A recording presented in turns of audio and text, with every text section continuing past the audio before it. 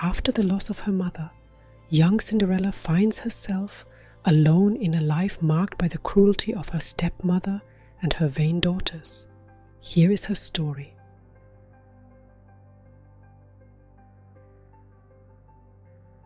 Cinderella, a fairy tale by the Brothers Grimm.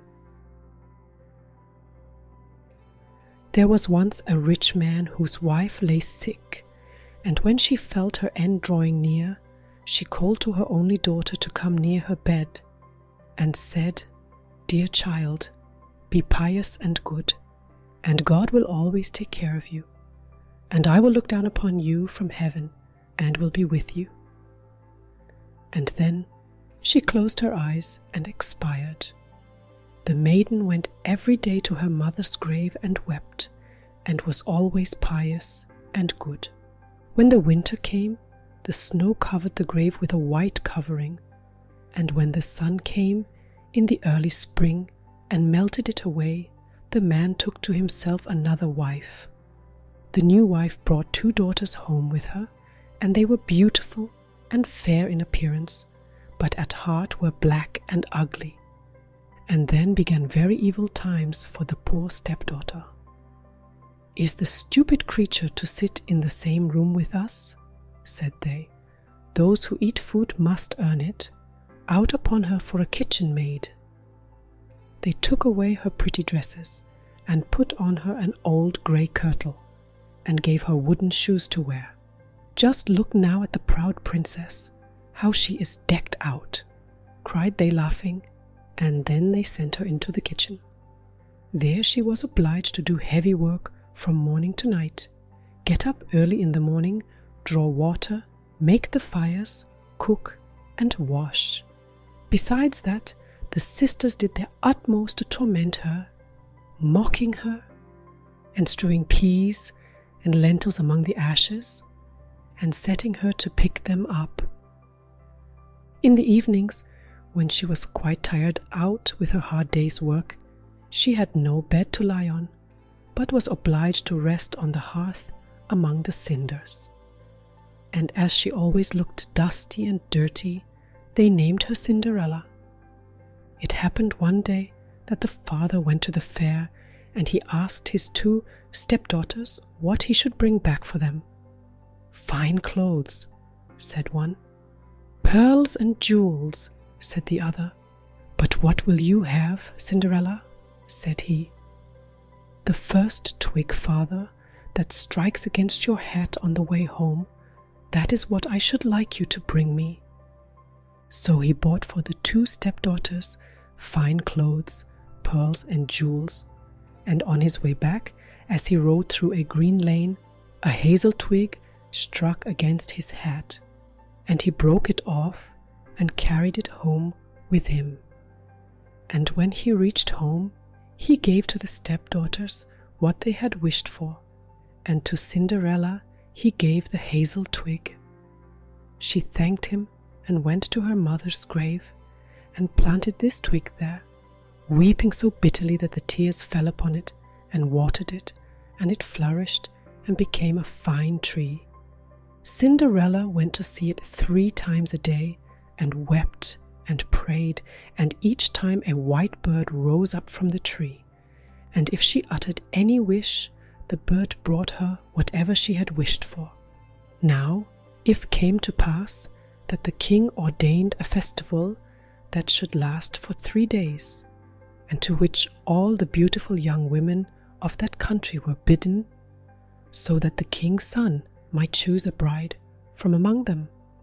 When the 2 stepdaughters heard that they too were bidden to appear, they felt very pleased, and they called Cinderella and said, "Comb our hair, brush our shoes, and make our buckles fast. We are going to the wedding feast at the king's castle." Cinderella, when she heard this, could not help crying, for she too would have liked to go to the dance, and she begged her stepmother to allow her. "What, you Cinderella," said she, "in all your dust and dirt, you want to go to the festival? You that have no dress and no shoes, you want to dance." But as she persisted in asking, At last the stepmother said, "I have strewed a dish full of lentils in the ashes, and if you can pick them all up again in 2 hours, you may go with us." Then the maiden went to the back door that led into the garden and called out, "O gentle doves, O turtle doves, and all the birds that be, the lentils that in ashes lie, come and pick up for me. The good must be put in the dish, the bad you may eat if you wish." Then there came to the kitchen window 2 white doves, and after them some turtle doves, and at last a crowd of all the birds under heaven, chirping and fluttering, and they alighted among the ashes, and the doves nodded with their heads and began to pick, peck, pick, peck, and then all the others began to pick, peck, pick, peck, and put all the good grains into the dish. Before an hour was over, all was done, and they flew away. Then the maiden brought the dish to her stepmother, feeling joyful and thinking that now she should go to the feast. But the stepmother said, "No, Cinderella, you have no proper clothes, and you do not know how to dance, and you would be laughed at." And when Cinderella cried for disappointment, she added, "If you can pick 2 dishes full of lentils out of the ashes, nice and clean, you shall go with us," thinking to herself, "for that is not possible." When she had strewed 2 dishes full of lentils among the ashes, the maiden went through the back door into the garden and cried, "O gentle doves, O turtle doves, and all the birds that be, the lentils that in ashes lie, come and pick up for me. The good must be put in the dish, the bad you may eat if you wish." So there came to the kitchen window 2 white doves, and then some turtle doves, and at last a crowd of all the other birds under heaven, chirping and fluttering, and they alighted among the ashes, and the doves nodded with their heads and began to pick, peck, pick, peck, and then all the others began to pick, peck, pick, peck, and put all the good grains into the dish. And before half an hour was over, it was all done, and they flew away. Then the maiden took the dishes to the stepmother, feeling joyful, and thinking that now she should go with them to the feast. But she said, "All this is of no good to you. You cannot come with us, for you have no proper clothes and cannot dance. You would put us to shame." Then she turned her back on poor Cinderella and made haste to set out with her 2 proud daughters. And as there was no one left in the house, Cinderella went to her mother's grave under the hazel bush and cried, little tree,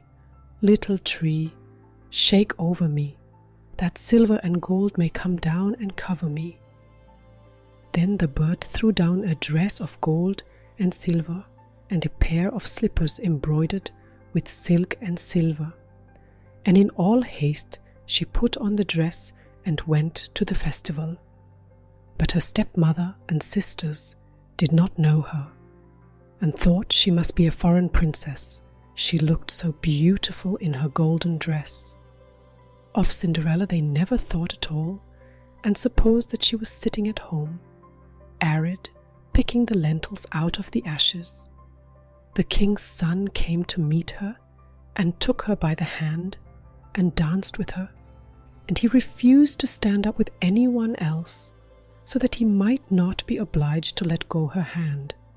And when anyone came to claim it, he answered, "She is my partner."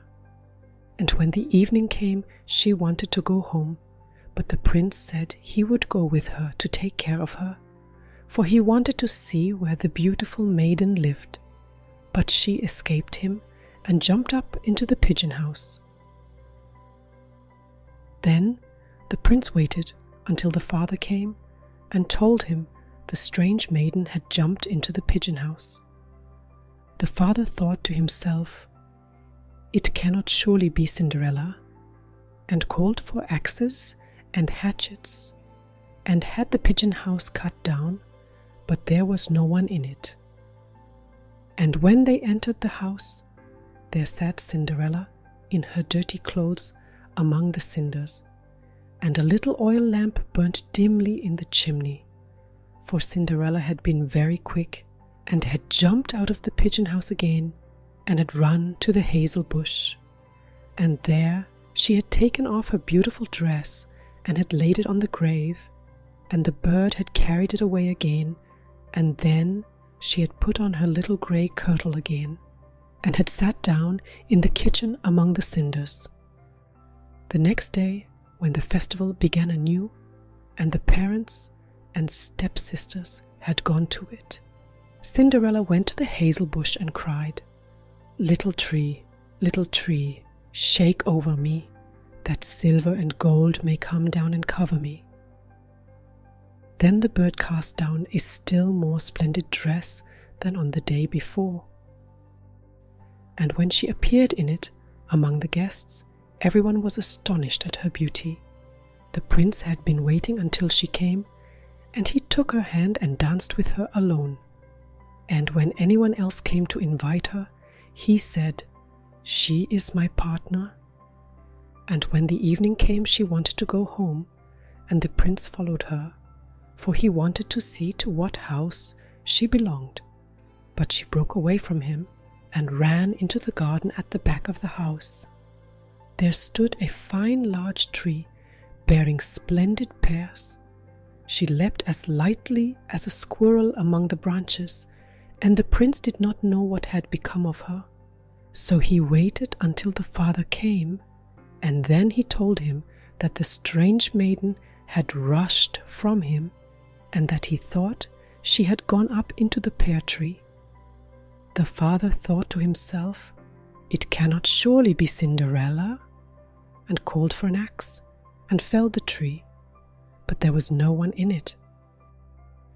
And when they went into the kitchen, there sat Cinderella among the cinders, as usual, for she had got down the other side of the tree and had taken back her beautiful clothes to the bird on the hazel bush, and had put on her old grey kirtle again.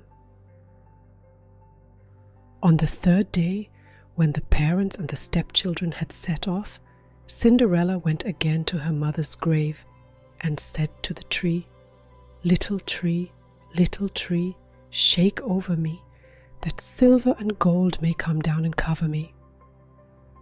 Then the bird cast down a dress, the like of which had never been seen for splendor and brilliancy, and slippers that were of gold. And when she appeared in this dress at the feast, nobody knew what to say for wonderment. The prince danced with her alone, and if anyone else asked her, he answered, "She is my partner." And when it was evening, Cinderella wanted to go home, and the prince was about to go with her, when she ran past him so quickly that he could not follow her. But he had laid a plan and had caused all the steps to be spread with pitch, so that as she rushed down them, the left shoe of the maiden remained sticking in it. The prince picked it up and saw that it was of gold, and very small and slender. The next morning he went to the father and told him that none should be his bride save the one whose foot the golden shoe should fit. Then the two sisters were very glad, because they had pretty feet. The eldest went to her room to try on the shoe, and her mother stood by, but she could not get her great toe into it, for the shoe was too small. Then her mother handed her a knife and said, "Cut the toe off, for when you are queen, you will never have to go on foot." So the girl cut her toe off, squeezed her foot into the shoe, concealed the pain, and went down to the prince. Then he took her with him on his horse as his bride and rode off. They had to pass by the grave, and there sat the 2 pigeons on the hazel bush and cried, "There they go, there they go. There is blood on her shoe. The shoe is too small, not the right bride at all." Then the prince looked at her shoe and saw the blood flowing. And he turned his horse around and took the false bride home again, saying she was not the right one, and that the other sister must try on the shoe. So she went into her room to do so, and got her toes comfortably in, but her heel was too large. Then her mother handed her the knife, saying, "Cut a piece off your heel. When you are queen, you will never have to go on foot." So the girl cut a piece off her heel and thrust her foot into the shoe, concealed the pain, and went down to the prince, who took his bride before him on his horse and rode off. When they passed by the hazel bush, the 2 pigeons sat there and cried, "There they go, there they go. There is blood on her shoe. The shoe is too small, not the right bride at all." Then the prince looked at her foot and saw how the blood was flowing from the shoe and staining the white stocking. And he turned his horse round and brought the false bride home again. "This is not the right one," said he. "Have you no other daughter?" "No," said the man, "only my dead wife left behind her a little stunted Cinderella. It is impossible that she can be the bride." But the king's son ordered her to be sent for, but the mother said, "Oh no, she is much too dirty. I could not let her be seen." But he would have her fetched, and so Cinderella had to appear. First she washed her face and hands quite clean, and went in and curtsied to the prince, who held out to her the golden shoe. Then she sat down on a stool, drew her foot out of the heavy wooden shoe, and slipped it into the golden one, which fitted it perfectly. And when she stood up and the prince looked in her face, he knew again the beautiful maiden that had danced with him, and he cried, "This is the right bride." The stepmother and the 2 sisters were thunderstruck and grew pale with anger, but he put Cinderella before him on his horse and rode off. And as they passed the hazel bush, the 2 white pigeons cried, "There they go, there they go. No blood on her shoe, the shoe's not too small. The right bride is she after all." And when they had thus cried, they came flying after and perched on Cinderella's shoulders, one on the right, the other on the left, and so remained. And when her wedding with the prince was appointed to be held, the false sisters came, hoping to curry favor and to take part in the festivities. So as the bridal procession went to the church, the eldest walked on the right side and the younger on the left, and the pigeons picked out an eye of each of them. And as they returned, the elder was on the left side and the younger on the right, and the pigeons picked out the other eye of each of them. And so they were condemned to go blind for the rest of their days because of their wickedness and falsehood.